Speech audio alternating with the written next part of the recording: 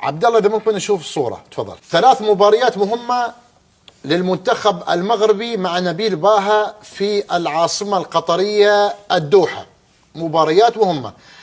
المنتخب المغربي معسكر في دوله الامارات العربيه المتحده، وبيلعب مباراتين وديات امام فنزويلا وكذلك سويسرا. اعتقد المباراتين في ملعب نادي العربي في اماره مقيوين، اعداد قبل خوض غمار كأس العالم في قطر. نبيل باها أعد العدة، وأعتقد الآن الشارع الرياضي المغربي بيلتف حول هذا المنتخب الجميل. مباراة أولى مهمة أعتقد في إسباير أمام المنتخب الياباني. نتمنى لهم إن شاء الله التوفيق.